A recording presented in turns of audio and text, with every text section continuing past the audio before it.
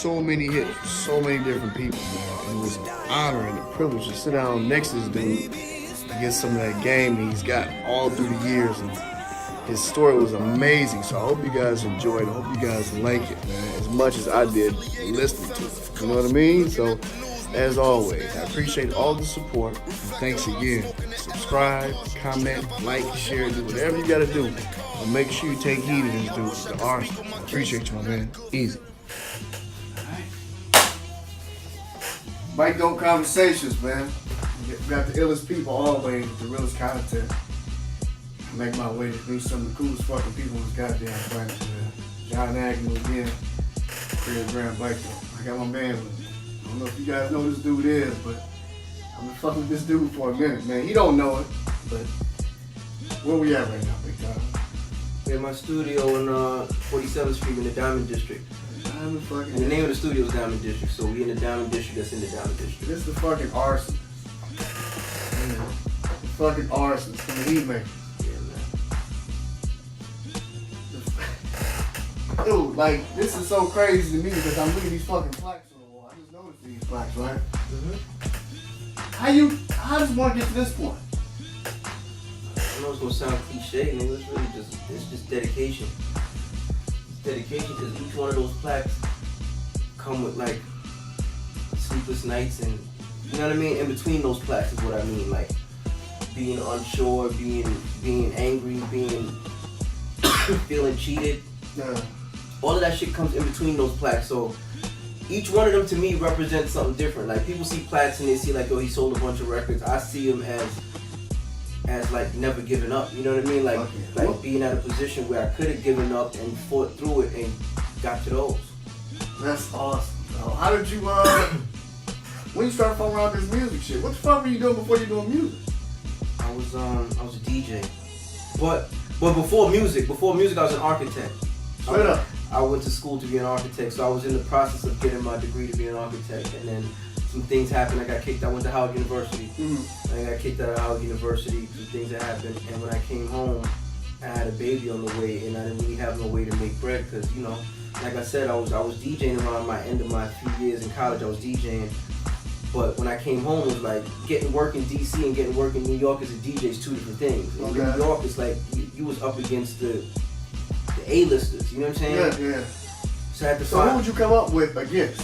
A-listers like Kid Capri now? Yeah, like Kid Capri, around this time, you remember like SNS, fucking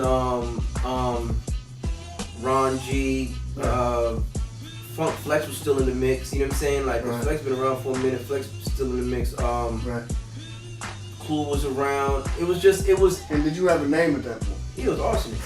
I'm saying, did the streets know you though? No, in DC, and just in DC. As a DJ, just in DC. Are you from DC? No. I'm from New York. I went to college in DC. I meant to say, are you from, like, your roots are here in NYC?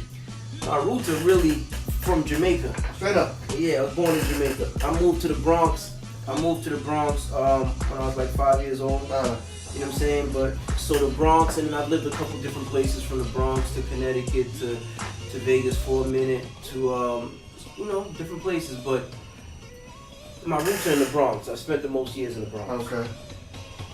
When you so you up against Ron G. So I was awesome make a name for himself. That was the thing. See, as far as a DJ, again, I come home from college because I get kicked out of college. Right. I don't really have an income. I don't have no money coming in. Right. So I can't focus on trying to beat out Ron G and Kid Capri. Like those are like pipe dreams at the time. No. So for me, it was like my homeboy had just bought an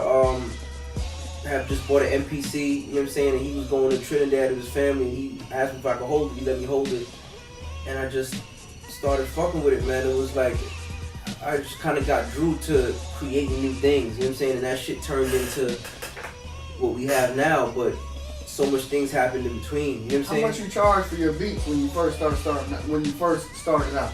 I didn't charge shit. I gave it to people because at the end of the day, it's like the reason our name started bubbling before we got into like the whole Dipset Def Jam system, because we used to do records for people around the way, you know what I'm saying, and they would go try to actively shop for a deal. So when they go to labels, now, you say they talking about the heat maker? No, I'm talking about just random artists from around our way that we would give beats to. Okay. they would try to go shop their songs to different labels, and the labels would always say, who did these beats? Yeah. So we started to build a name even before we did the Dipset stuff, but after we did the Dipset stuff, it was kind of like, it was just off to the races, you know what I'm saying? So that was a beautiful time. So how the fuck did you start, where did the sound come from? How the fuck did you... The sound. Dog, you know I heard this shit first? Was in 2003. Because I was in the military, I was in the Marine. Right. And my homeboy, JB, played this shit. Which song, bro? I'm Ready, probably? Yeah, it was I'm Ready. It was I'm Ready. That's what most people, that's the song that most people got introduced to us by, was I'm Ready. But and he said, it's the Dipset. I'm like, who the fuck? The Diplomats. I'm like, Yeah. Diplomats? Yeah, they was brand new at that time. Yeah, they were. And I think this was 02, 03. And so what's these dudes' names? The sound came from not knowing how to play instruments. That's what I was gonna ask. So, you know, being around the crib, my mother got a bunch of records, aunts, uncles, friends, family, whoever. So it was just finding new ways to manipulate an old sound, you know what I'm saying? And how to make it sound like that time when we were kids, you know what I'm saying? And that's what I came up with. So was it you? Because it was two guys. Yeah, it was my man Thriller. That's who, when I told you I borrowed the MPC from, it was him. So it was my man Thriller and me, and it was my other homeboy, but he didn't make beats at the time. You know what I'm saying? And you know, as years went by, people just kind of took their own paths and went and did different things. You know, when the music slowed down,